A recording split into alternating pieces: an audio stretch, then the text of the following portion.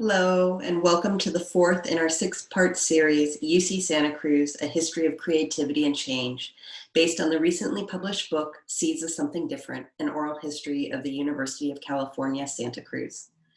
Thank you for joining us today. We are thrilled to have such continued interest in this program. My name is Teresa Mora, and I am the head of Special Collections and Archives here at UC Santa Cruz. Before we begin, I would like to share a few details about the event this afternoon. We are using a webinar tool, so you will not be able to use chat. Instead, we invite you to submit your questions into the Q&A box at the bottom of your screen at any time throughout the program. For those of you who wish to contribute your own memories of UC Santa Cruz, we encourage you to consider contributing content to our online exhibit, which you can view at the website just shared via chat or just about to be shared via chat. We will be sharing other links throughout the program where you can find more information about seeds and the history of the campus. Also, do please know that this event is being recorded. The recordings of the previous sessions are available at the link which we're about to post in the chat box. The editors have prepared a selection of images from the period being covered today to share while they read, to provide a taste of the rich visual material included in the Seeds book and held within the archives at the UCSC library. Today, we will begin with an oral history reading, which will be followed by a brief Q&A with our commentators. We will then have a second reading of oral history before opening things up for more Q&A. Joining us today are the editors of Seeds, Irene Reti, Sarah Rabkin, and Cameron Vanderskoff. Irene Reti graduated from UC Santa Cruz with a BA in Environmental Studies in 1982 and earned her Master's in History from UC Santa Cruz in 2004. She currently serves as the director of the Regional History Project, which she has worked for since 1989. Sarah Rabkin received her graduate degree in Science Communication from UC Santa Cruz in 1985. In addition to working as a consultant for the Regional History Project, she has worked as a member of the UC Santa Cruz writing faculty and taught in the Environmental Studies Department. Cameron Vanderskoff is also a UC Santa Cruz alum, earning his bachelor degrees in both history and literature with a concentration in creative writing in 2011. Based in New York, Cameron works as a consulting oral historian. Joining the editors today will be special guest commentators, Bettina Aptheker and Rosie Cabrera. With that, I will turn the program over to Irene. Thank you so much. Thank you, Teresa. So last week we traveled back to the late 1970s and early 1980s when UCSC faced a definite and very painful enrollment crisis and was actually threatened with possibly being closed. And Chancellor Robert Sinsheimer responded by reorganizing the college system. We were joined by special guests, former Chancellor George Blumenthal and Professor of Sociology and Psychology, Bill Domhoff. This week, we're going to do something a little different. Our 6-week journey is based on the oral histories collected by the Regional History Project and woven together, and I'm going to try this for the first time, in our 2-volume book, of Something Different, which is quite heavy to carry along. The book, actually, more copies of the book have now arrived at Bookshop Santa Cruz today by UPS Freight. So if anybody has had trouble getting one, they are now down at Bookshop. The book is a little hard to imagine if you haven't actually held it in your hand, so I thought it would be good if I described it a little bit more. So it's actually written in the form of a collage, or you might imagine an NPR documentary of multiple voices, but in written form as opposed to audio. So it's an audio documentary in book form, voices talking to each other across time. As we read today in the first part of our program, we will identify each speaker and their relationship to UCSC before we read their words, and then pause a little bit so you know who's speaking to you across time.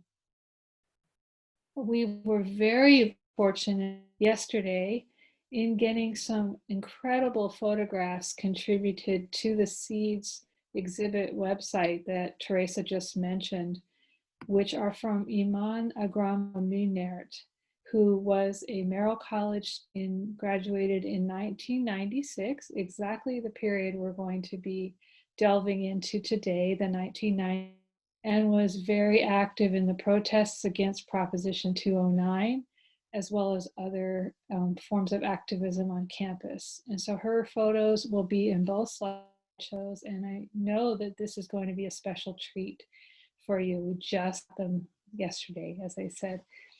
So without further ado, let us now travel back to the 1990s, another period of dramatic tension in our campus's history, a period of political protest and backlash, this time over diversity and affirmative action. And with that, I will turn it over to my colleague, Sarah Rabkin.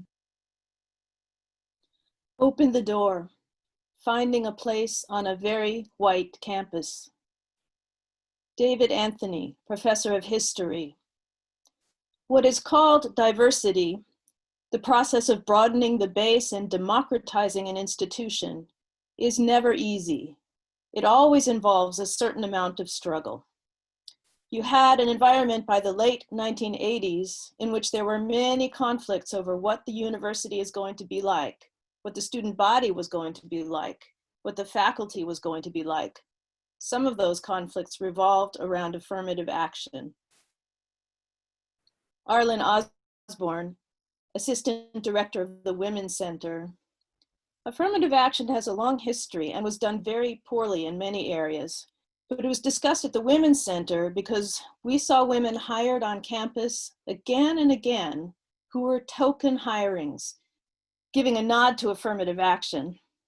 And then were never given the support they needed as an employee to do the decision they were chosen to do. Then they were expected to represent all women of color, all women of their ethnicity. It happened with faculty, it happened with staff, it happened with students over and over and over again, the tokenizing of people. Herman Blake, provost of Oaks College. I accuse many of the minority and majority people for distorting the concept of affirmative action. By distort, I mean they kept saying affirmative action was essentially a pattern to make you hire people who might not cut the mustard, people who were minority.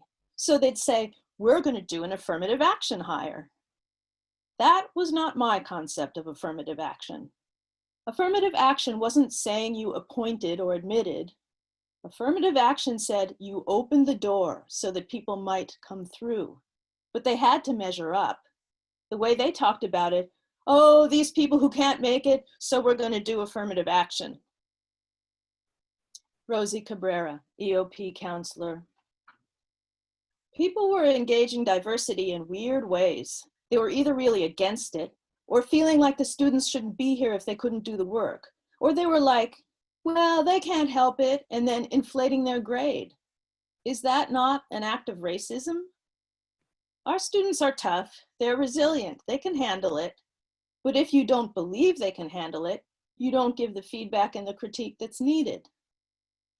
Ekua Omosupe, student. I was born in 1951 on a plantation in Yazoo County, Mississippi.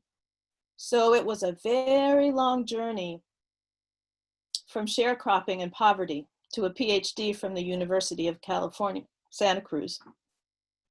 Antoinette Gonzalez, student. I grew up in a single parent working class family. We moved a lot. We didn't follow the crops. We weren't migrant workers. We followed the rent, whatever the lowest rent was. Ekua Omosupe.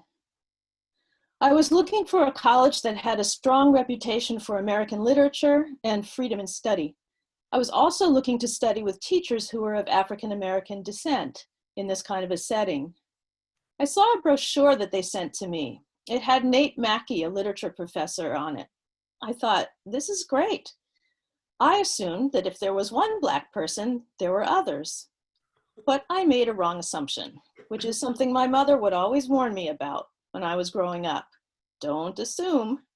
There wasn't a whole bunch. There was just Nate Mackey. Antoinette Gonzalez. It was hard being in Santa Cruz, coming from Fresno. Crown was the whitest college at the time. It's all relative because Santa Cruz is pretty white, but it was the whitest, and I felt really alienated. I had another roommate who was Chicana, and we were all going through hard times the first year. Elba Sanchez, Director, Spanish for Spanish Speakers. Most of my students in Spanish for Spanish Speakers were from Los Angeles, urban kids from barrios where they had helicopters flying overhead day and night. They would tell me, I can't sleep at night. It's too quiet. I need to hear the traffic. I need to hear the helicopters. I need to hear the sirens. This is what they grew up in. This campus was such a foreign place to them. It was like a country club. Hayden White, professor. I remember talking to the president of the university. He said, our aim is to mainstream all of these people. I said, why don't you provide enough money to allow the entire faculty of the University of California to take a year off and study Spanish? So the whole faculty would be able to speak Spanish, you know, at a minimal level at least. We've got this huge population of Spanish-speaking people. He said, no, our aim is to mainstream. Turn them into, you know, straight, white. As the feminist movement said, I was given an education to turn me into a white Anglo-Saxon gentleman of the 19th century. Ekua Omosupe. When I got to UCSC, my kids and I were living in our car because I didn't know that the rents were so exorbitant. We ended up being harassed by the police. They'd knock on the car window. You can't park here. You have to get up. You have to leave. At first, I was able to amuse the children by saying we were on a long camping trip. But pretty soon they got tired. I want to go home. Where is home? I'm tired of barbecuing dinner every day. Rosie Cabrera. I think EOP, Educational Opportunity Program, was the one place on campus that race, class, gender, sexuality mattered, and the one place that there was excitement about collegially working with each other to figure out how do we best serve these students. Antoinette Gonzalez. It was in Mecha, Movimiento Estudiantil Chicano de Aztlán, that I developed my community and became comfortable with who I am and explored who I am as a woman of color, as a Chicana. In a year or so, I was part of the leadership. It was mostly women. We were going through our hardships being in Santa Cruz, going through our own personal hardships. Some of us were dealing with abusive relationships. Some of us were dealing with abortion. You know, just coming to our own sexualities in different ways. I had an attraction with another mechista. That's how we came out. At the time, Mecha, being gay, lesbian, bisexuality wasn't heard of. The language of bisexuality wasn't a common thing, much less transgendered or intersexed. So we were rocking the boat, not only for Mecha, but for ourselves. Julia Armstrong-Zwart, Special Assistant to the Chancellor for Matters of Affirmative Action. And then in 1988, the Asian food affair blew up. It was a small mistake which mushroomed into a giant contretemps. It was like a spark in dry tinder, which became a forest fire that burned acres and acres of goodwill on campus.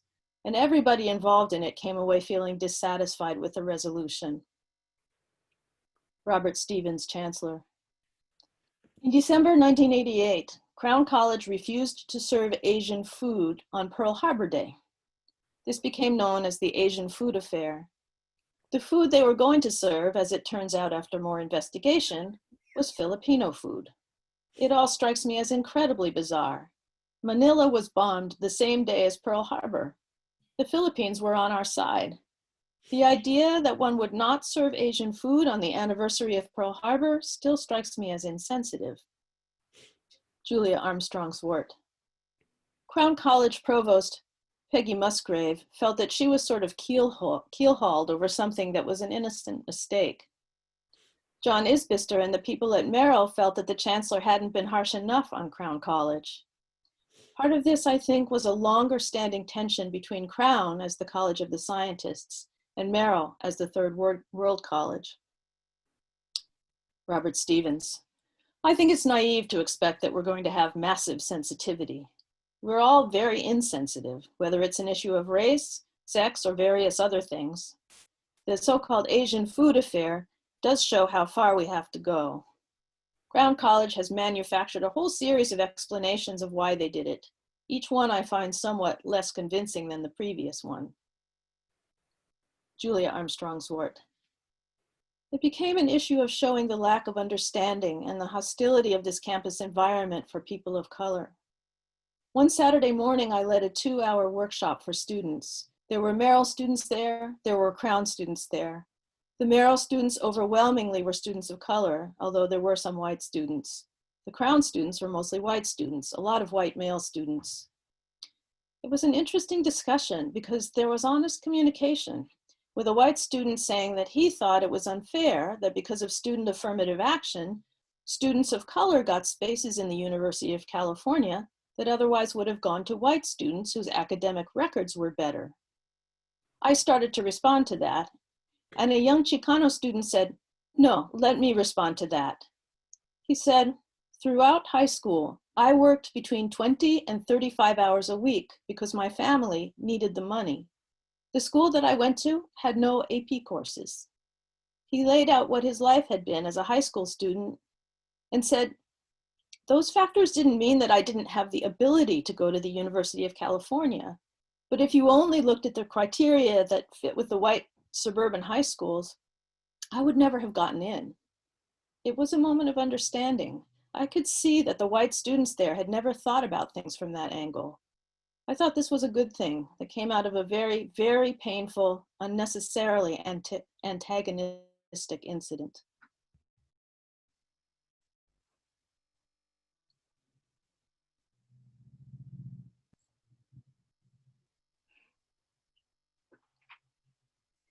It's now my pleasure and honor to introduce our two guests who will be doing the Q&A with us today. And please know that you can put your questions in the question answer queues so that Bettina Aptheker and Rosie Cabrera can engage in what this is meant to be a participatory event. And we'd really like to hear from you about your recollections or questions about this period and what these readings are raising for you, how they might resonate today. Bettina Aptheker and Cabrera, both extraordinary activists and major figures in the political and cultural landscape of UC Santa Cruz. Bettina Aptheker came to UCSC in 1980 as a lecturer in women's studies and earned her PhD from UCSC in the history of consciousness in 1983. Aptheker taught, beginning in that period, one of the country's largest introductory feminist studies courses called Introduction to Feminisms, which has inspired generations of UCSC students.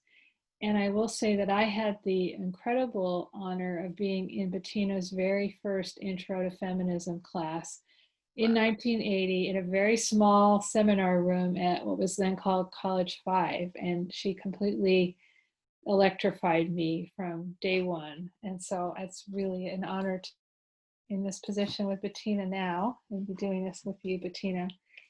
Bettina is renowned as both an activist and a scholar. She's the author of several books, including her memoir, Intimate Politics: How I Grew Up Red, Fought for Free Speech, and Became a Feminist Rebel. Bettina has been a political activist for more than 50 years. She co-led the free speech movement in 1964. She was part of the national leadership of the Student Mobilization Committee to end the war in Vietnam in the mid and late 1960s. And she co-led the National United Committee to Free Angela Davis, which I remember her talking about a lot when we were in her class, an international campaign which fought for Angela Davis's freedom between 1969 and 1972. She continues her work for peace and justice today, for LGBT rights and the feminist movement, and particularly stands in opposition to racism and police violence. Bettina's also been a steady friend of the Regional History Project for many, many years, including as a faculty sponsor of our LGBT student oral history project Out in the Redwoods, which you can find online. It's my pleasure to help the many scholars who come to sections to delve into Bettina's archive, which is housed at Special Collections. Rosie Cabrera has been a longtime activist in the Chicano Latino movement, in the prison movement, and in many other movements. She's another incredibly beloved figure at UCSC. She came to the campus in 1984 as an academic counselor in the Student Affirmative Action Educational Opportunity Program known as SAA-EOP. For many, many years after that, she directed El Centro, UC Santa Cruz's Chicano Latino Resource Center. Rosie has mentored, advised, counseled, and inspired UCSC students for nearly 3 decades.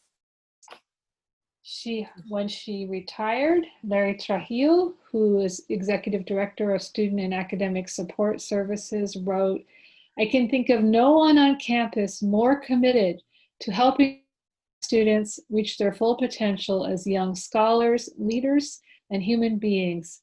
And she then received the Outstanding Staff Award from the campus in 2009. The contributions of staff to building the campus and to really running the place are often unrecognized, which is something that we wanted to do when we wanted to remedy when we edited Seeds. I also have had the pleasure of being Rosie's staff colleague for many, many years. And I want to acknowledge Susie Zepeda, who conducted the oral history with Rosie Cabrera, which you can find online.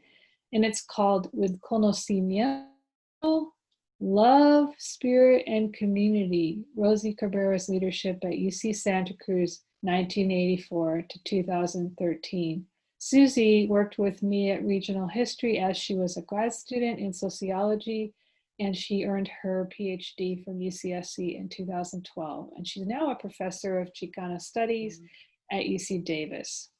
So Rosie and Bettina, I do not see any questions yet in a formal, but why don't we go ahead and let's talk just briefly before we come back after the second oral history readings. We do have a question. So this is a question saying, it's very depressing to hear that affirmative action continues to be an issue today for the same reasons it was in the 80s. How would you say that university admissions back then and today, retests, admissions essays, and GPAs have contributed to an idea of a meritocracy that's often excluded minorities? Is there a way to admit and better serve people who've otherwise been excluded and marginalized on campus?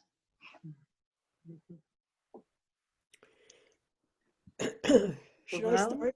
Yeah, okay. And then Rosie. It is, I wanted to say that, institutional racism is very deep. And I understand why people feel depressed about how these issues keep returning over and over and over again. And I wanted to say that the opposition to affirmative action is based, of course, in white supremacy, which is very deeply entrenched in this country. And it comes from the fact that from a white supremacist point of view, it doesn't make sense that there should be what they call special privileges. That's how it's usually termed for students of color or young people of color. You can't understand affirmative action unless you have an understanding of the historic, systemic oppression of people of color in this country, of enslavement, genocide, settler colonialism. It doesn't make sense. And that education is always, almost always, not always, always missing from so much of the curriculum in the general educational system. So students of color are aware of it because they're living it, and white students seem oblivious to it. The other thing I want to emphasize is that affirmative action was also about gender, which was very often erased in the popular media about it. The people that benefited most from affirmative action in the years that it existed, ironically, were white women. Yes. Statistically, there's no doubt about it. So now we've come again around to the question that's being asked, and there has to be a different understanding of how we do admissions, and of how we think about recruiting students of color, and of how we recently, the regents voted unanimously to reinstitute affirmative action. And that was in response to the mass protests that were began because of the murder of George Floyd. So this is a constant struggle. You know, there used to be a song about that. It is a constant struggle. And this is an example of it. And so there are personal essays, and you have to, that students can write, but you also have to take into account where were they educated? Where did they grow up? Because the entire school system is completely segregated. So I think all of those things are factors that have to be worked through as we seek to continue the process of recruiting and most important, enabling students of color to graduate. That's an important issue. And Rosie knows. Yeah, absolutely. Thank you, Bettina. And I think that what most people don't understand about the admissions process and the review process, that has been worked on for decades, ever since the attacks, actually before the attacks on affirmative action, and then clearly afterwards. And it's not easy to get reviewed. There are so many factors that are taken into consideration that you outlined, Bettina. I think the thing that is really almost miraculous is getting rid of those SATs, you know, that you know, we see also in the contemporary news how it's clear if you have the money, you can either pay for the courses, you can actually pay for someone to write your essays, you can pay, you can bribe folks to give the special attention to your application that makes it appear as if you're contributing to the university, when in fact it's just mom and dad's bucks that are providing that entrance. And I think for students of color, for women, for, and I'm glad you brought up the issue of white women, but also white students, period. Often white students who come from low income backgrounds are not as in tune with understanding how their background really is a contribution to the university, but they are eliminated from the process oftentimes. But I think we're making progress, and it's because people got busted. You know, the SATs are out. You know, we'll see, you know, there's movement on the MCATs, there's movement on all the standardized exams that really close doors versus widening the doors so that we get more of a breadth of the people of the United States.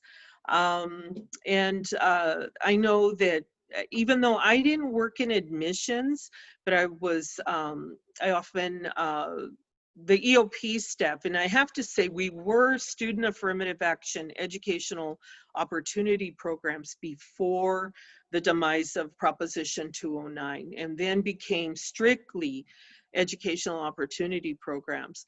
but all of our staff, and there were about 18 staff members that worked with EOP, would invest the time, along with faculty on campus and other staff members, to review thousands of applications. Those applications were scrutinized, had a variety of criteria that we looked at. And I think especially for coming to the UC, what is the contribution? What is the thing that this student can contribute? And so we were looking for those gems that maybe their SAT scores were not the best, but they had so much to contribute to the campus. And now we don't have the SAT obstacle, but I think that there's been a long history of some critical review of applications. And I have to say, I really credit throughout the entire UC system, the affirmative action, formerly called affirmative action, but the affirmative action staff and the EOP staffs and the staffs that worked in transfer programs that really wanted to ensure that when our students were admitted, there was no questioning about why. We had understood what the contribution of these students could be to the university, including not just, you mentioned the gender and not only women and white women, but also looking at sexuality and the students that were queer students questioning, that didn't quite fit the so-called normative, but had every legitimate right to the university.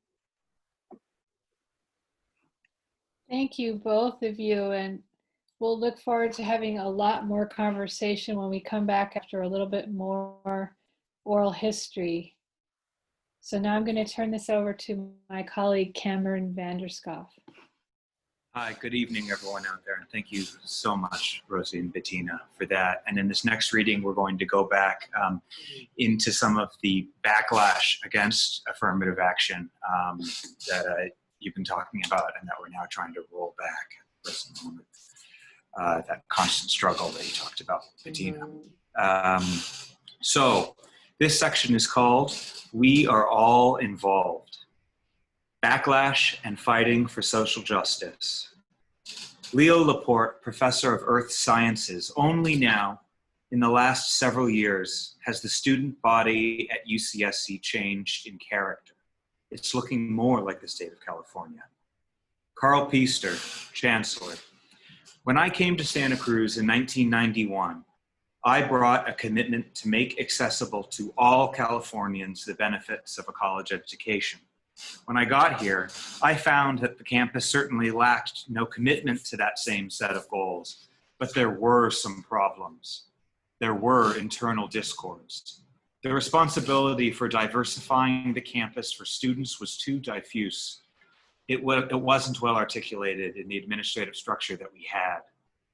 The press talked about my coming here, and they mentioned my commitment to affirmative action at Berkeley and the success I had at Berkeley. It was very important that the campus knew that.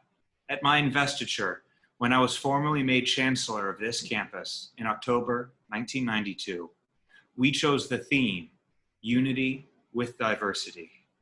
At a press conference associated with that ceremony, I made that statement because we were entering into the budget cut era, that I would not cut budgets of programs that were explicitly directed towards affirmative action. I have kept that commitment. Valerie Simmons, director, Equal Opportunity, Affirmative Action.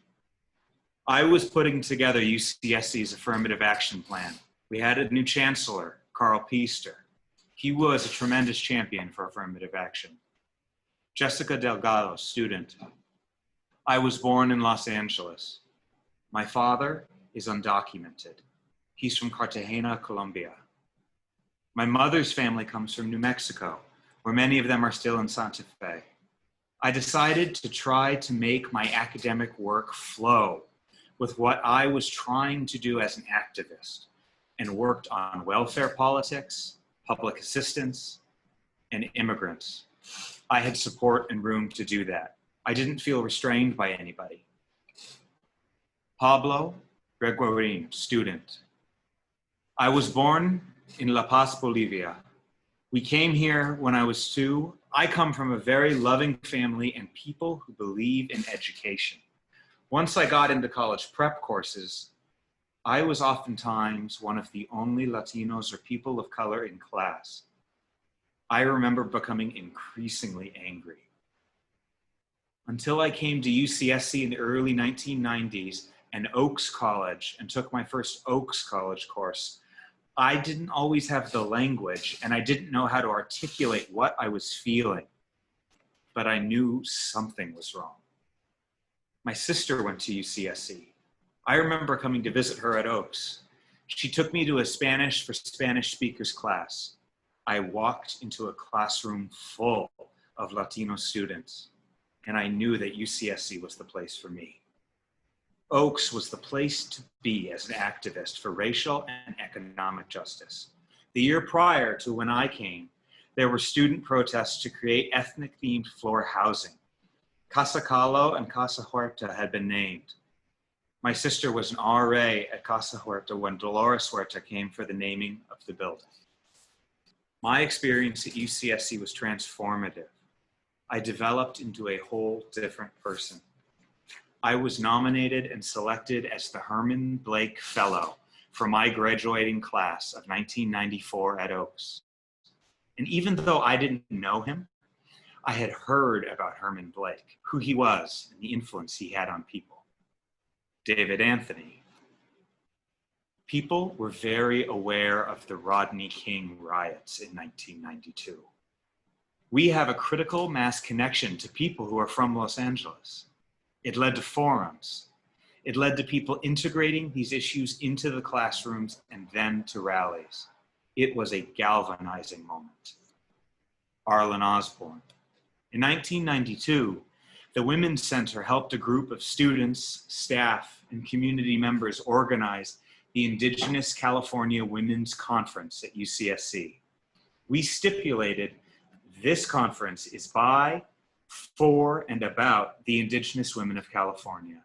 The conference was not about anthropologists being experts on Native Americans. It was not about people who want to learn the Lakota spirituality in a day or two or in a weekend and then practice it and become a medicine person, or rub shoulders with someone who is a Native American because they are somehow in awe of that. It wasn't about that kind of appropriation. It was about women taking power over their lives and talking with each other. To get this many tribes together, to get this many women together was groundbreaking. And from what we understood, had never exactly happened before. Shane Snowden, director, Women's Center. It would be tough to keep the Women's Center vital without Bettina Aptheker's Introduction to Feminism, which is full, year in, year out. It helped many young women feel their power and speak the truth of their lives, and led them to want to be a part of the Women's Center, want to try a program, want to join the staff, want to volunteer, and want to take a chance. Arlen Osborne. The women students coming in by about 1992, 1993 did not expect to be sexually harassed. They got angry, which is a very different reaction from being intimidated, scared, going home, changing majors. But the Anita Hill hearings were a tough time for women. People came to the Women's Center and watched the Anita Hill hearings live on television. Arlen Specter and the things he would say to Anita Hill, the questions he asked. Women were riveted to these hearings. We schemed and talked, and we decided to have a Breaking the Silence event about sexual harassment on campus. Carl Piester. No matter what people say, the language, the culture of the academy is white, male dominant. If I look back 30 or 40 years, I lived in a virtually white world. That has been 40 years or so of my experience at UC. That has changed dramatically. I can look back and remember when that white world started to take on some colored hues and the process of learning to accept that and to be comfortable with that. Valerie Simmons. Then things started tightening down. People were questioning affirmative action. Tira Martin, student. I started grad school in American Studies in 1993. Pete Wilson was governor most of the 90s. The mid-90s was politically a lot of turmoil, such as race baiting happening statewide. Proposition 187 was passed, which denied undocumented immigrants any public services, access to health care, access to schools. It was a heated election issue and ugly. It was held up in courts and never implemented. But at the same time, California Governor Pete Wilson and a UC regent named Ward Connerly moved to abolish affirmative action policies at UC. And then Proposition 209 was passed on a state level, which abolished affirmative action policies in hiring and school admissions to anywhere that received public money. A lot of the students and staff and faculty here felt very conflicted. If you were a student of color or a first-generation college student, if you were working class, you felt under attack. Rosie Cabrera. There were the starts of attacks on bilingual education and attacks on who was legal, who was not. The students were very vocal. MECHA had coalitions with other orgs. At one point, they went off campus, and where you turned to get on Highway 1 to go over the hill to San Jose, they were arm in arm and stopped traffic right under the bridge that goes by the church. It was dangerous. Someone could really have gotten hurt, but I think they really felt like there was a necessity to express. Carl Piester. Amidst great controversy, in July 1995, the regents of the University of California voted 14-10 on a resolution proposed by Ward Connerly to ban the use of gender and ethnicity in student admissions, substituting instead economic and social need. The policy took effect in January 1997. I worked very hard with my colleague chancellors and urged them not to be silent on this issue. I wrote the first draft of the position statement that the chancellors and the president adopted because I felt compelled to have the chancellor, and later the president decided to join us, make a public statement. I was very pleased that we were able to show that kind of unanimous support. And well, of course, the rest is history. I still have memories of sitting through that infamous Regents meeting. I still see the actors on stage. There was such an obvious political motive to this. After the meeting, I remember talking to a Los Angeles Times reporter. I was quoted as saying, "In all my years at UC, this is the worst day of my life." I felt so low about the university and felt so disappointed. I thought all of the years that I'd been working for the university to open it up to students, to help the state reach out to the people of the state. All of the reasons why I believe in affirmative action, the social good that is produced as a result, the fact that affirmative action is not just for the people that it helps, but for the society as a whole. It's so bloody damn obvious to me that you're not just helping some small group of people, you're making your society better by doing this. Jessica Delgado.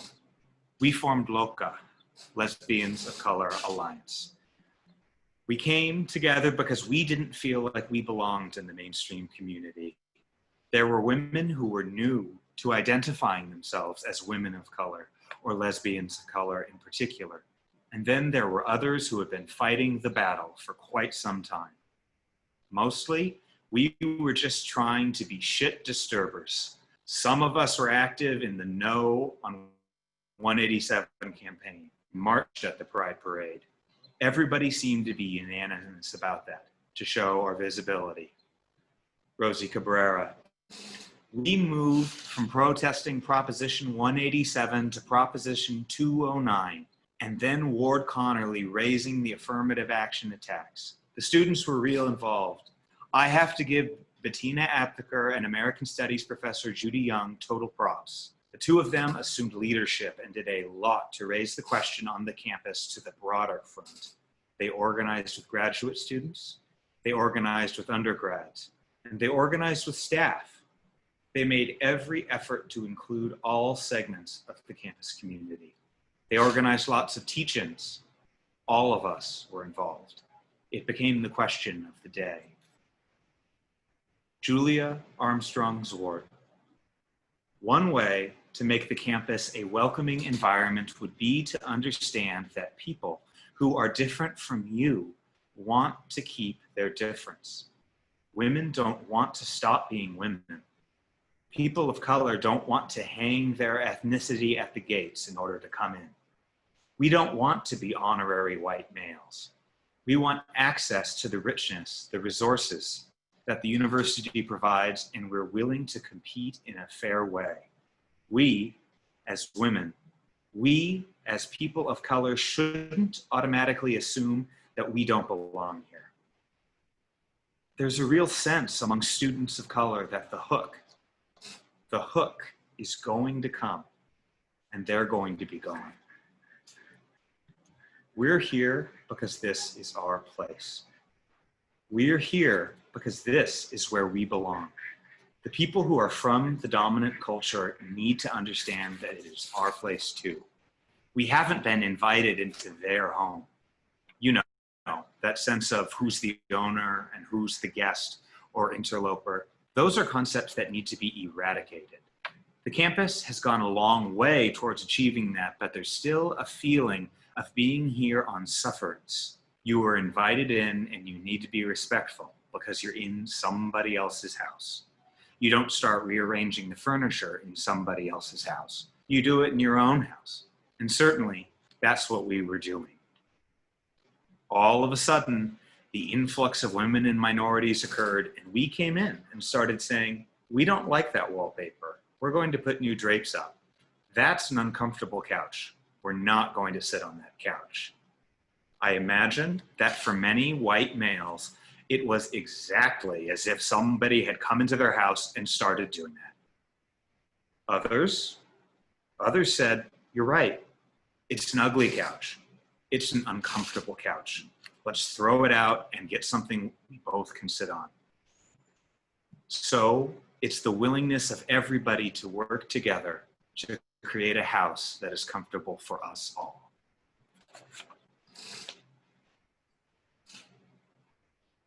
Thank you, Cameron.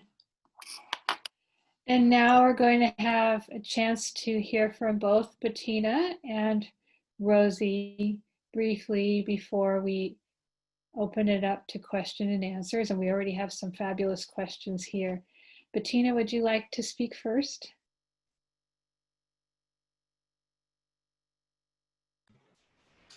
Bettina, you're muted. We can't hear you. I'm unmuted now. Yeah. Now we can hear you. Thank you.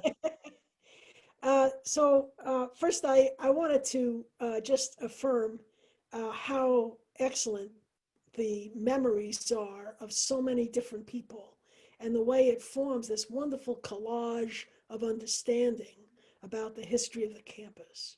The second thing I wanted to say is I have a very vivid memory of sitting next to an affirmative action panel by students of color, and Chancellor Peaster was sitting next to me. It was just by chance. And he leaned over, and the students were talking about their personal experiences. And at some point in that, he leaned over to me and he said, there has been so much suffering. There has been so much suffering. They've really suffered, haven't they? Just like that. It wasn't for me to say anything back to him, but it alerted me to the fact that he had a real humanity here about what the stakes were in affirmative action. And it wasn't just about numbers. It was about human beings with dreams and visions and hopes and aspirations and wanting to do something with their lives and have purpose in a certain kind of way. And that's how I felt about it. It wasn't just about laws and numbers and so forth. And he caught that in just that moment. And I remember that when there was a sit-in at his office, which at that time was at McHenry Library, for affirmative action, he came out and sat down with the students. And it was just like, that's the chancellor, you know, and he had on a big t-shirt that said, "Stop 209," or "Support affirmative action," I don't remember which. I mean, it was just a very interesting moment, you know, a very powerful moment. And the other thing I just like to say is that all of the issues around sexual harassment have also been very, very powerful and very difficult for students and women faculty, especially on the campus and everywhere. It's not just obviously this campus. And it's just incredible to me that we're still arguing about that people still don't seem to understand the damage that is done. And of course it's done to transgender people, women of color, white women. It are the majority of the people that are affected by sexual violence, and it's often intertwined with racial violence. The two things are often intertwined with each other. And I guess the last thing I just, it's out of this time period, but I do want to say that we brought Anita Hill to UC Santa Cruz in February of 2015. And it was packed. This place was packed. It was in the multicultural room in College 9 and 10. And then the transportation service, the buses, you know, the campus buses, transported people free of charge. They never charged us anything, down to the humanities lecture hall. And then they opened up other classrooms, and there was, so that everybody could hear her. And finally, when she was staying at the Dream Inn, which is where we put her up, they called us and they said, "Is this the Anita Hill?" And we said yes, and they gave her the presidential suite. And that's just a wonderful memory I have of what we did around sexual harassment, which, as you know, is still a very, very pressing issue. So we have Black Lives Matter, and we have the Me Too movement, these hashtag movements that are really, like I said, intertwined. And so many Black women were involved in launching the Me Too movement. And so it's a very powerful moment right now. Thank you.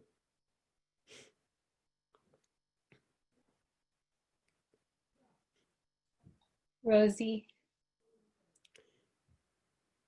Mute. Okay, here we go. Thank you again, Bettina. I think I'd like to focus on a couple of things that happened during that time. And one was the whole buildup to this and the issues around Proposition 187, and how, as a campus, you know, we had undocumented students for a long time. They weren't in super large numbers, and it wasn't necessarily always spoken about because it was unnecessary to speak about it, because financial aid found the money to provide the support for students that were undocumented to continue to do their education on the campus. It was after 187 was passed that we started to see this horrendous cut to, maybe that's the wrong word, but this tremendous injury that happened not only to the Latino community, the Chicano and Latino community, but, you know, we forget that undocumented students are of many colors, are from many countries. And that impacted that whole community. Now, of course, the larger number are Latino students, but they're certainly not the only ones. There are Africans, there are Europeans, there are Asian, you name it. They're part of that community. That really did some serious, severe damage. And I think for me as a staff member at that time, it was very difficult to navigate because prior to that time, people didn't really know what an undocumented student was and who they were, even though they were interacting with those students all the time. No one really knew what to do after 187. The campus went into sort of a crisis of what to do, and there were very few of us that were constantly asked to intervene, to be able to explain to students why they weren't getting the financial support to continue their education. And these were extremely, extremely talented students. So one, I just want to say the injury to our potential campus community at the time was undercut.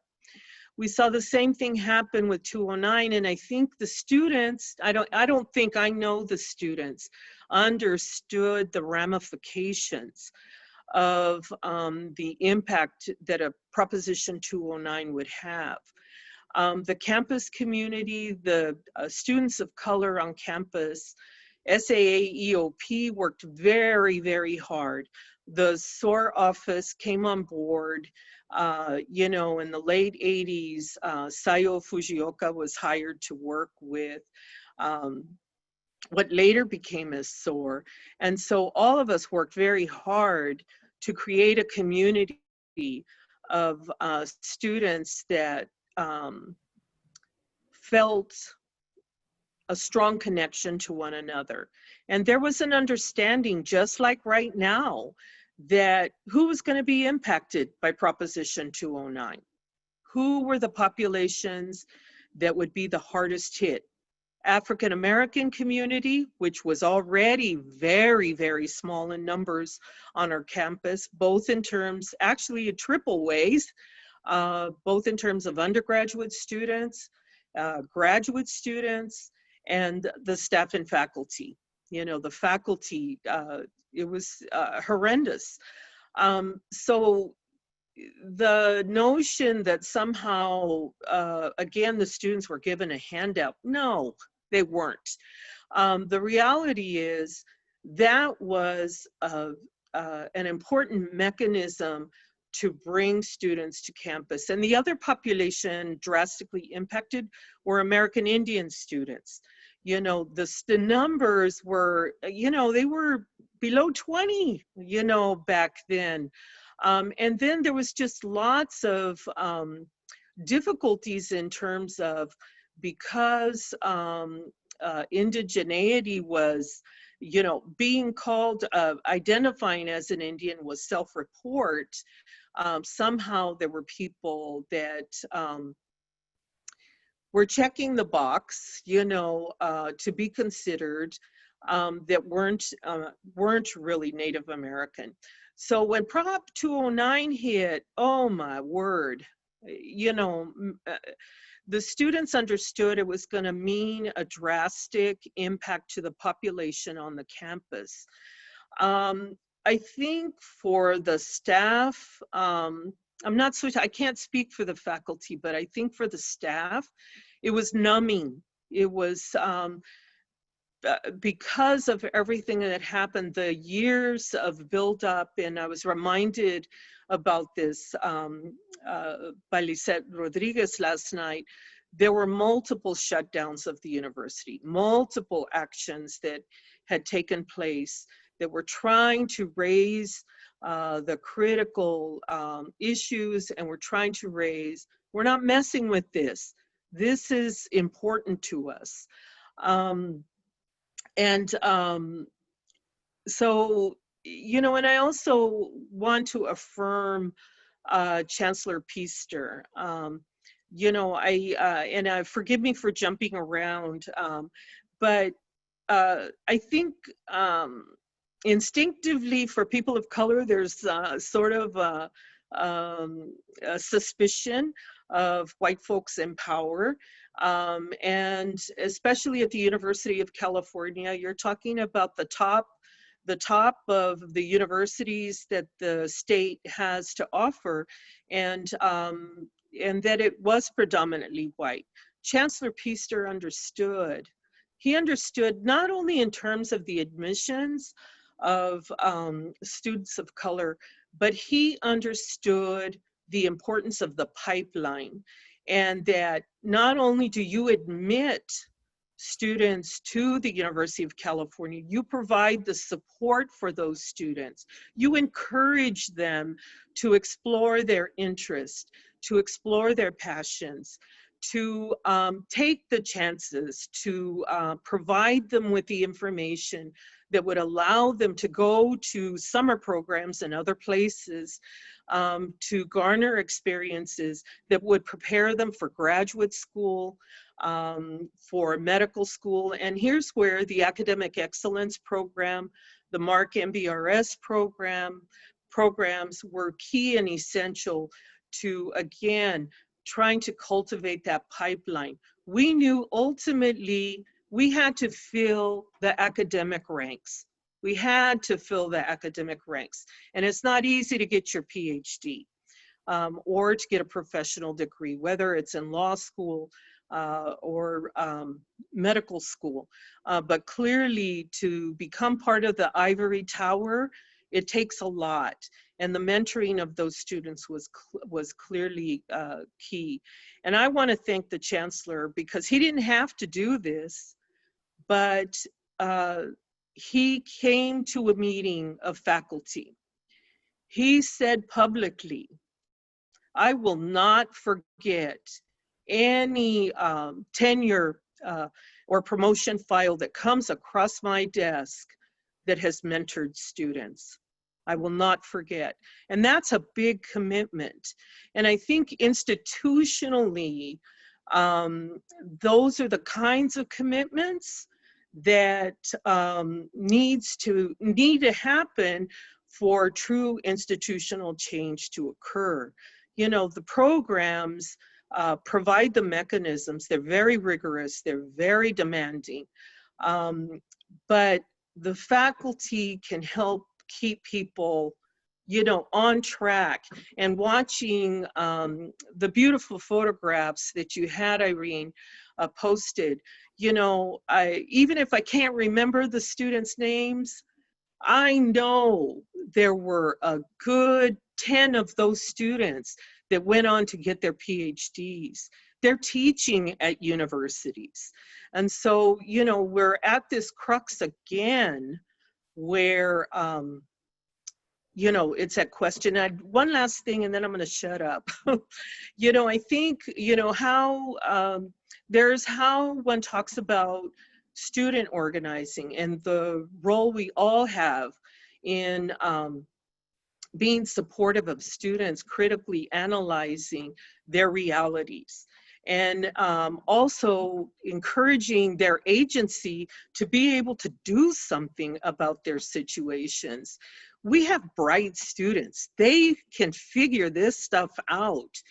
The other is, and that's why I gave you and Judy props, I think it's more difficult for the faculty and the staff to organize the way the students organize, to you know, create that disruption that makes us stop, that makes us think about what we are doing with our institutions that are preventing progress from happening, and from our populations truly having access to careers and places where they can contribute, not just because they've got a PhD, but they can contribute into the narrative. They can contribute into the things that are researched, that are given value and importance,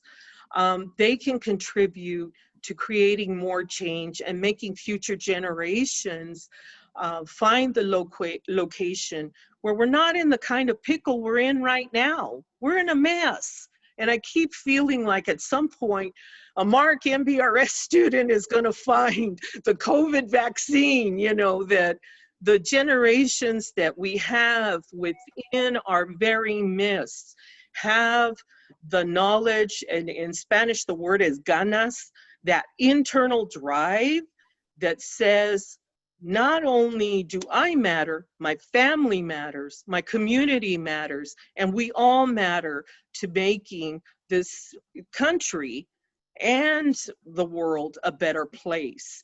America is almost like being redefined. It's not the same old crap. So excuse my language. It's not the same old, you know, kind of thinking. So 209 to me was that apex of how, you know, you crack the cosmic egg, so to speak. You make the dent.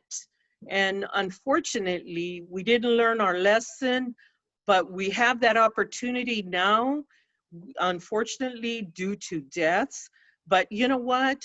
Black lives matter. Black lives mattered back then. They have always mattered. They are the metaphor for the narratives of all of us. Native American voices are the narratives for all of us.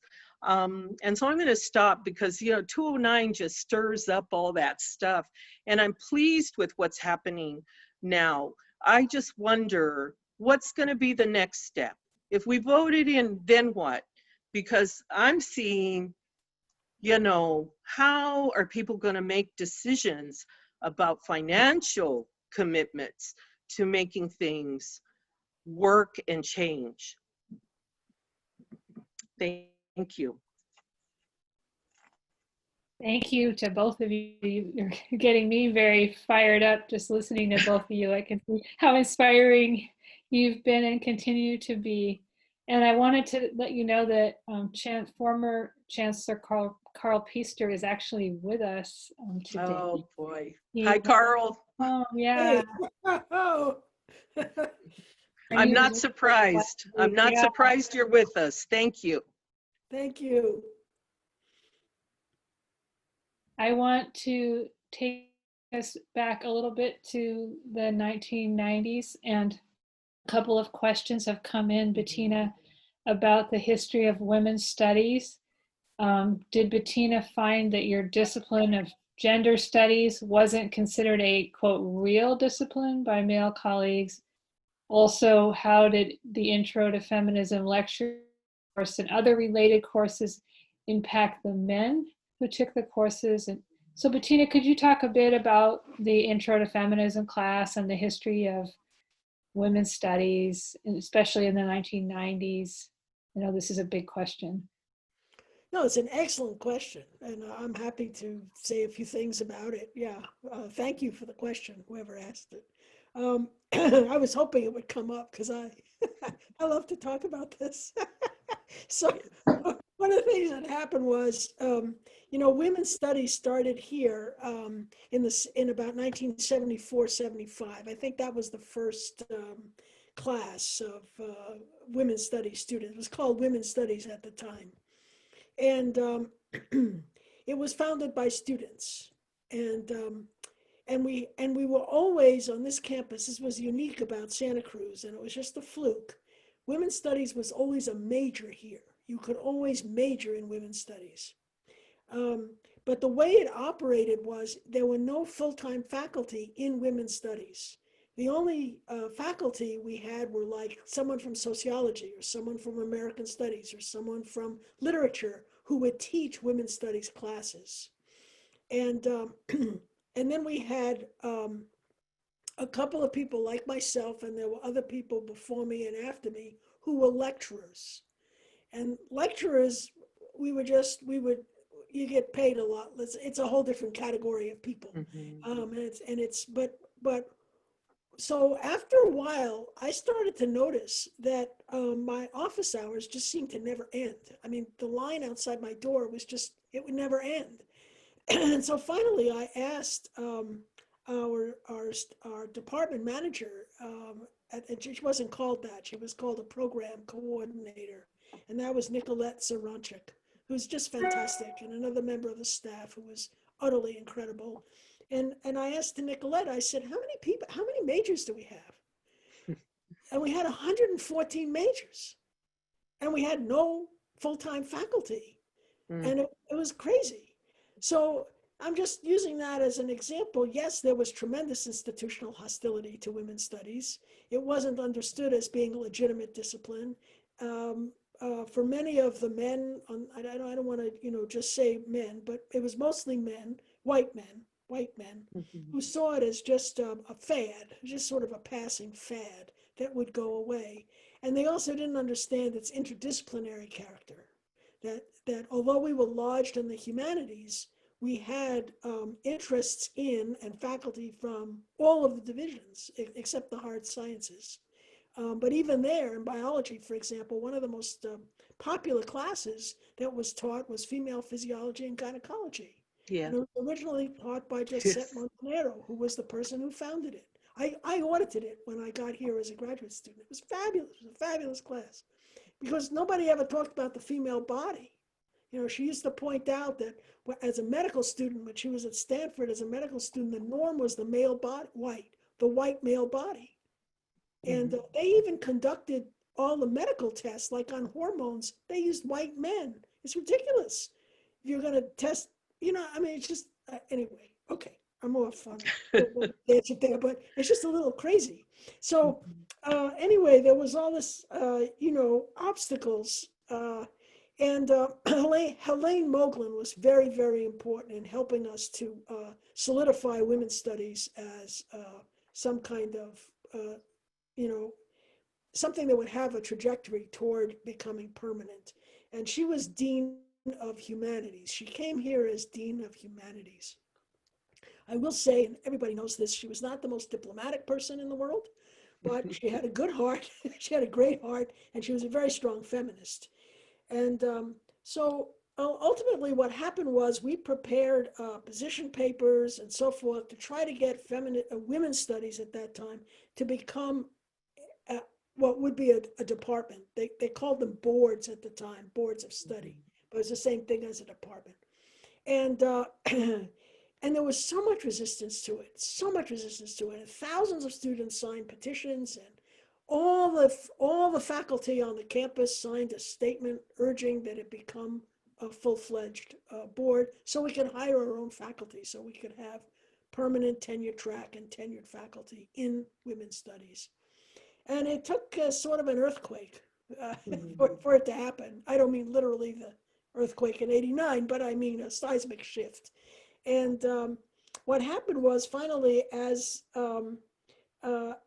chancellor was leaving, and it might have been Carl, I'm not sure who it was, finally said, okay, women's studies can be a committee. I don't think it was Carl, I think it was someone else, said it could be a committee. And I remember saying to Elaine, what is a committee? I'd never heard of a committee. A women's studies committee? What is that? And it turned out that that was sort of this intermediary form that allowed us at the time to hire our own faculty. And then I was the first hire. And then after me, the next hire was Akasha Hull, who was a tremendous scholar and is a tremendous scholar in African American literature. So that was all part of what got us started. And it took us until 1996. 1997, it was about 87 to 96 to finally become a department. And that was just, but we persevered, and we just kept teaching our classes, and that's what you do. And Akasha taught wonderful classes, and I taught, and our colleagues in different departments taught women's studies classes and so forth. And but there was very much institutional hostility to it, and a lack of understanding. And you try to explain, but so that's the other thing I want to say. In our department, we were always conscious about race and racism. And that were always intertwined. And I think part of the hostility to women's studies here, part of it was our consciousness around race and the way racism of the institution got in the way also. The combination of those two things. We also, of course, talked about sexuality. And this is in a period of time, certainly in the late 80s and 90s, when it wasn't so easy to be out as a lesbian or a gay person. There was a lot of hostility toward it and so forth. And so I will just say that. And then in terms of intro to feminism, I think we had somewhere between 475 and 500 students in that class every fall. And I taught it for 30 years. So in Irene, when you first took that class, I think we had 35 students. And then the next year we had 100. And then the year after that, we had 200. And then it just sort of took off after that. And the way I would do it I never got enough graduate student TAs for it. And I think maybe that was a virtue because it also allowed us to use undergraduate assistants. And then I taught a simultaneous seminar that was called Feminist Methods of Teaching. That was for my graduate student TAs and the undergraduate assistants working together to learn how to teach their sections and what the course was about and so on. So when you add up, I mean, somebody told me in 2017 that I had taught more than 16,000 students. Wow. And they weren't all in Intro to Fem. They were in other classes as well. But and that class evolved. So part of what I did was I tried to keep up with what the issues were. And so I took lectures out and put new lectures in. And so that, I often did the Angela Davis case, as Irene remembers, but I also did later on classes on prisons and mass incarceration. I always had classes on white supremacy and racial oppression. And queer issues and so forth.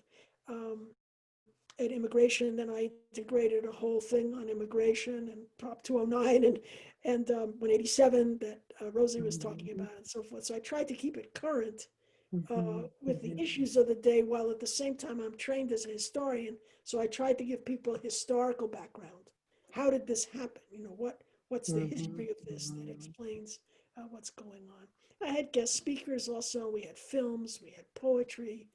And I want to say that one of the most beautiful classes I had was with Gloria Anzaldúa, who I invited to come, and she read poetry to the students. And I have another memory of in 1982, there was a strike by cannery workers in Watsonville, mostly women. That strike, Rosie, yeah. And we brought the striking women to campus, to my class, and they spoke, and we raised almost $1,000 for them. Wow.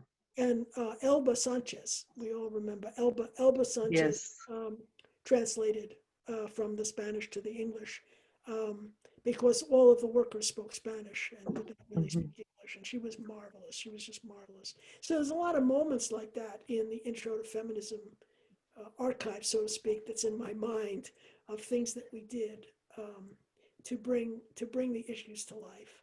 And the last thing I'll say is we changed our name from Women's Studies to Feminist Studies in 2004. We didn't want to say gender because it sounds too neutral for us anyway.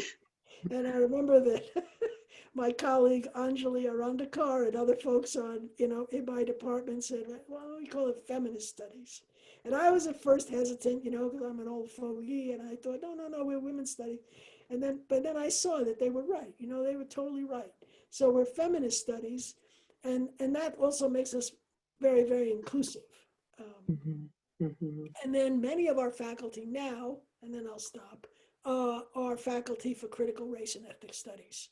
So that early way in which we were founded is also part of how we continued that idea, but we've done it now with our colleagues who teach in both. So CRES is still only a program, but feminist studies houses many of the faculty. Thank you for the question.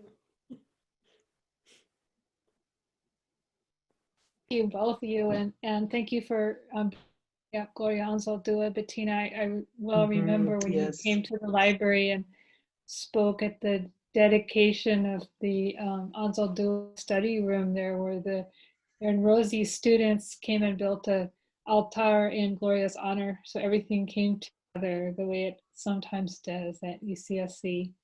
I have a question. We're coming to the end of the formal part of our program, although we will leave the room.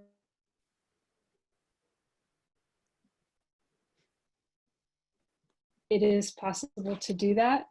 The question I had, I think I would be remiss if we didn't bring this up, because the time is extraordinary, and that is that just this week, the state legislature to have Prop 209, had there be an initiative on the ballot this fall in which the people will vote on whether or not to overturn Prop 209, thereby reinstating affirmative action in the state of California, and both public education and in contracts and hiring.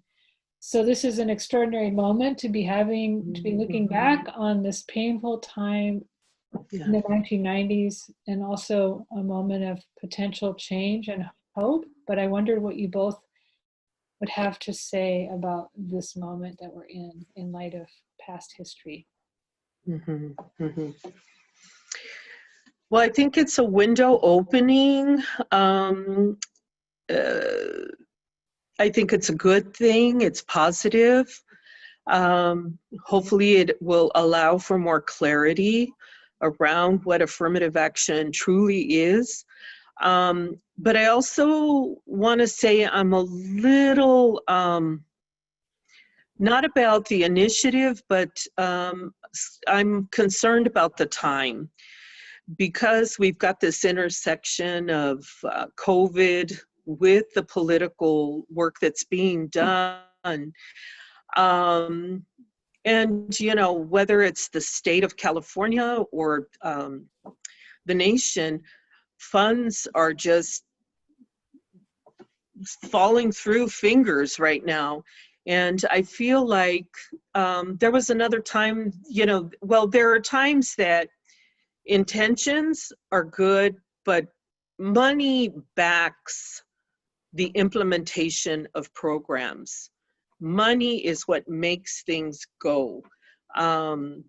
Otherwise, people continue to work out of passion, out of commitment, but it doesn't advance programmatically, or it doesn't change institutions in the way that they really need to be changed. And so I'm positive.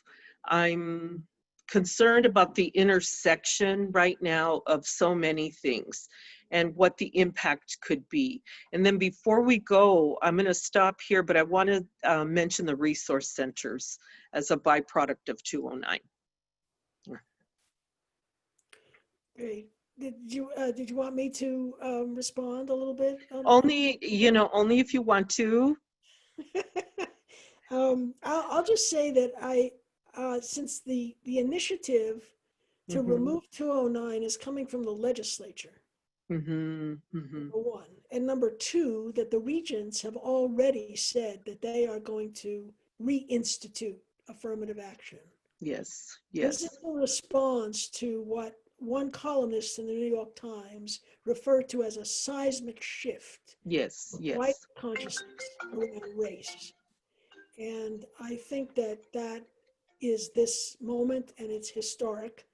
I agree with Rosie that the confluence of the presidential election, trying to retake the Senate, Yes.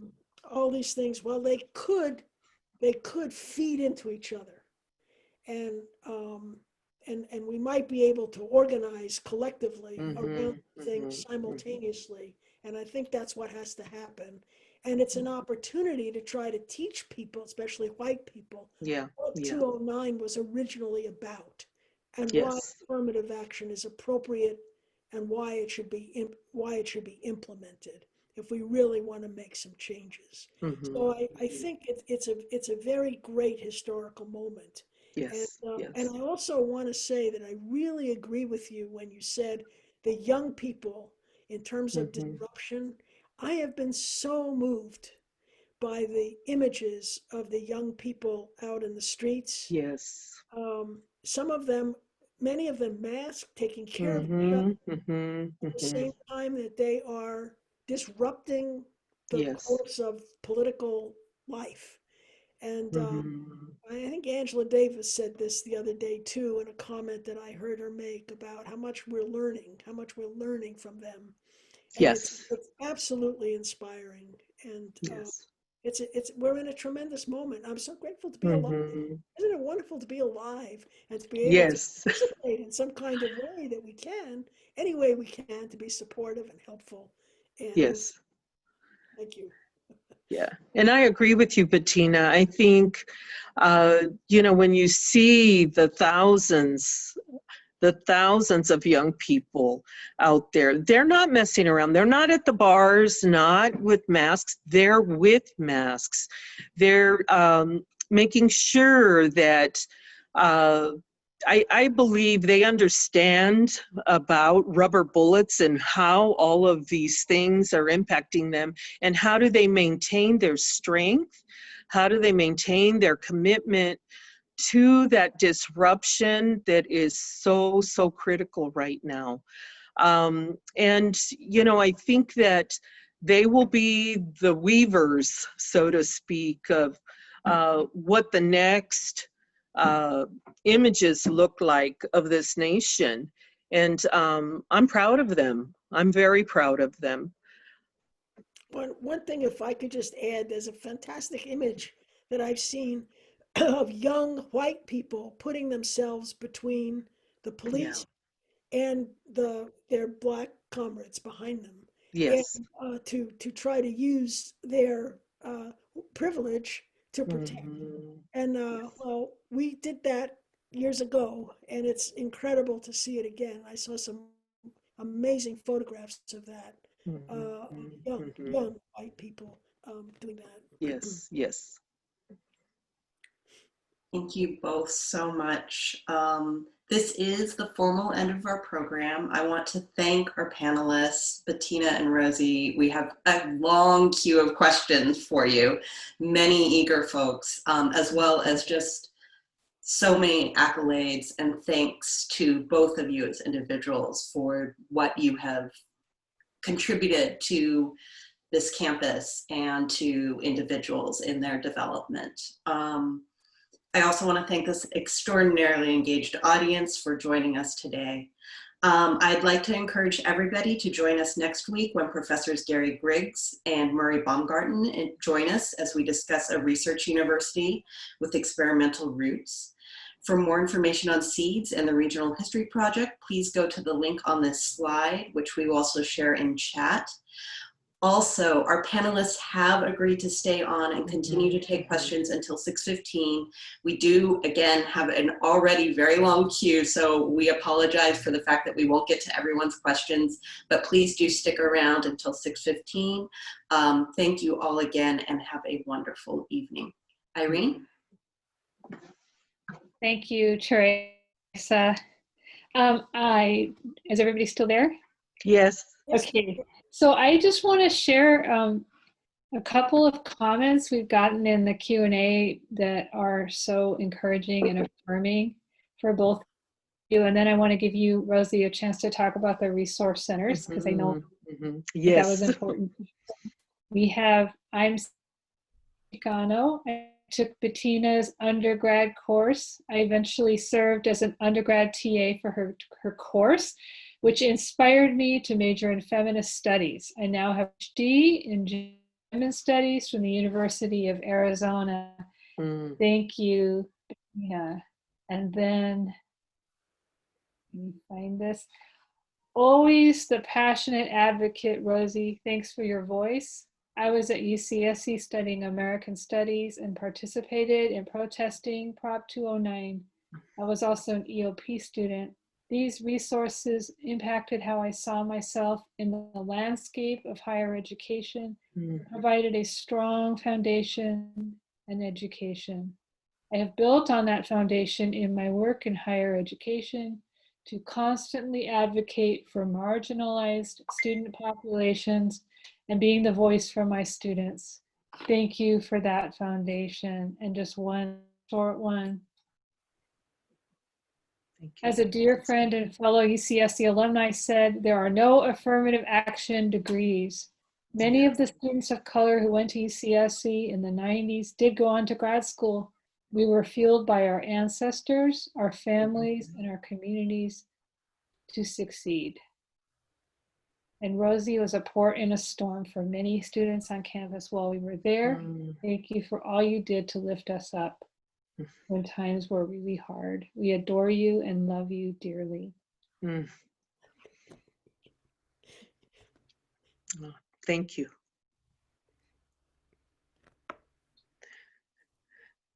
So is there room to talk about the resource centers? Yes. I feel so, you know, it's like one of those nightmares when you remember, oh my gosh, I haven't discussed this, but I saw on the webinar chat that Jose Flores had put a question in about the resource centers and the importance of the resource centers. And I just want to really affirm that. You know, I associate 209 with EOP, but the reality is that there was the African American Resource and Cultural Center that emerged out of the late 80s. They were the first resource center on the campus. And then the Chicano Latino Resource Center, which was actually brought to the campus, or brought as an organized body by Francisco Hernandez, who was the Vice Chancellor of Student Affairs. But that left lots of gaps. And so out of the 209 effort of students, that's where we saw much effort that had gone into the development of the Asian Pacific Islander Resource Center, and following that, the American Indian Resource Center. And I just want to reinforce that as institutions are in sort of these locations of change, you know, the structures begin to emerge and develop. And I feel like the resource centers are really critical. You know, I happen to spend 10 years of my career there, and really loved that we could integrate kind of the academic advising, we could integrate faculty into the programming, we could collaborate with faculty in creating these safe spaces for students to explore their intellectual interests, to see what was out there, to see other role models that faculty or folks that were in the arts that were doing progressive work. And the resource centers really create that, that location of safety that used to be kind of affiliated with EOP or SAAEOP. But those things sort of diaggregated out so that EOP could do the business of EOP. And EOP was often a partner with the resource centers, but I feel the resource centers are really crucial. And you know, as this time we kind of move into where funds may be not as fluid as they have been, I truly hope that the administration, that folks understand you have to invest in resources that help or support individuals feel a part of the fabric of the university. It's not an either or, they work in tandem together. And I have nothing but the utmost respect for my colleagues at the resource centers. I know what you all do. I know the testimonies of students, what you witness on a day in and day out basis, and the visions and the ideas that you have to try to advance their learning, and not just students of color, but that the opportunities are there for the campus to learn from those spaces as well, and that we can support the faculty in their efforts in trying to make that change on campus. So thank you, colleagues. I adore you all, and know the hard work that you spend in the spaces that you create and the safety that you create for students. Thank you. We're getting a lot of really warm and wonderful words of affirmation I will send to both of you later this week so you can have. Bettina, do you have any final words for us?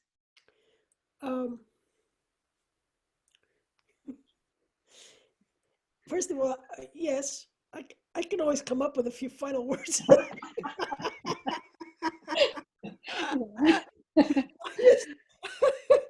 I think what I wanted to say is, first, I was so thrilled to be able to do this with Rosie.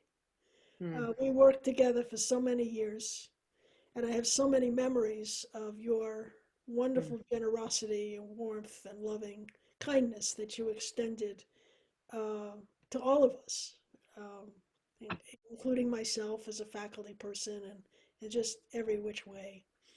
And I also wanted to share, because I didn't fully respond to the question about Intro to Fem, I just want to say that there have been hundreds and hundreds of men who have taken the class, of all ethnicities, white men, but also men of color, and so forth. And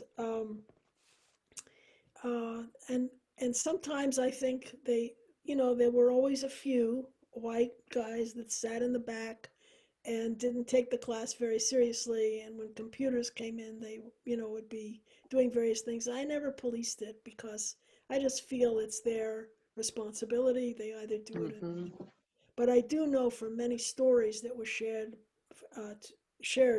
with me by the men that took the class, that for many of them it was transformed the way they thought about women, transformed about the way they thought about themselves as men, and started to rethink what masculinity was and could be.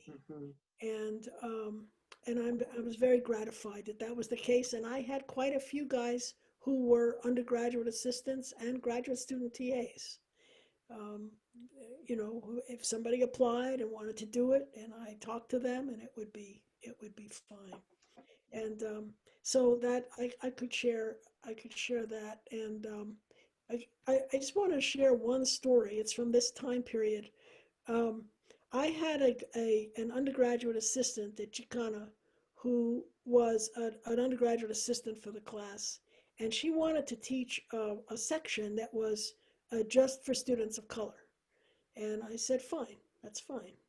And so she did a class that was just for students of color. We got some flack about it later on, but anyway, that's what she had. And she had both men and women in the class.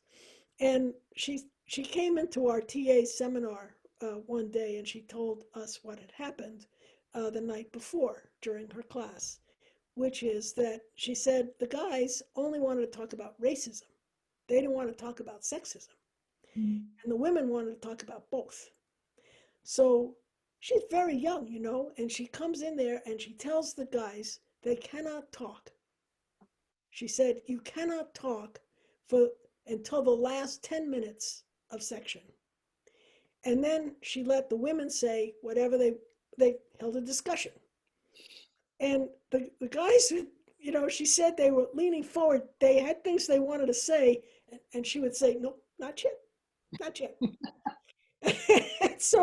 And then she got to the 10 minutes, she said, okay, now you can speak. And they had so much to say that they couldn't talk. She said they were so tongue-tied. They were so and she said, that's how women feel most of the time. Yeah. And I just thought, this young woman, what an extraordinary teacher she is. And what an extraordinary moment that was. And I lost touch with her. I don't know where she is, but it was brilliant. It was brilliant. And it's transformed my way of thinking about things. And I think for everybody in our seminar, it did as well. So sometimes with men in the class and women and working together, and now trans people and so forth, like consciousness changes. It's what Gloria Anzaldúa used to call conocimiento. The Yes, internal yes, changes, yes, the internal yes. changes and the external changes, all in the interests of transformation. Excellent. Well, we're just about out of time. I want to thank both of you so much for being with us today, and very, very powerful session. And we were so lucky to have you. And I know that these discussions that we've had will spark a lot more discussions among everybody who has been here this afternoon. Please do come back next week and join us with Gary Griggs and Murray Baumgarten to talk about the 2000 to 2010 period. And I want to thank you again for being here, and say that I'm very moved by this discussion and inspired as well. So with that, we will call. Can I have one last word? Yes, Rosie, of course. Okay. The one thing, just to kind of close out, because the DACA students are, there's a lot going on right now. And it's real important that we continue our support of our students, and of our people that are undocumented, that through the action of President Obama were able to stay here in the United States. And well, I keep using the word students because we're at the university, but it goes beyond the university. But DACA is so important in terms of the immigration issues, and I just want to give lots of props to the activists that emerged from our campus, that were part of Students Informing Now. They've gone on to do incredible things. They're involved not only with immigration programs, but they're involved with labor organizing and with the presidential election issues. And so, forgive me, former cinistas who may be hearing the other that I didn't mention you all, but you have always been part of my heart, and am always honoring the work, the tremendous work that you have done in the past and continue to do to shake us up and understand more about what it means to come to this country and to be part of the efforts of making way in your life. Thank you. Thank you, Rosie. Thank you. Thank you both. Mm-hmm. And the final word, I would say that Maria Anzaldúa, who we've been talking about so much today, Yes. the amazing Chicana feminist theorist and activist, often talked about a time of Nepantla, a time of liminality and transformation. And in that time, we need our history. And you two have provided such a strong example of how powerful our history is in our present. Thank you. Thank you. And everybody take care.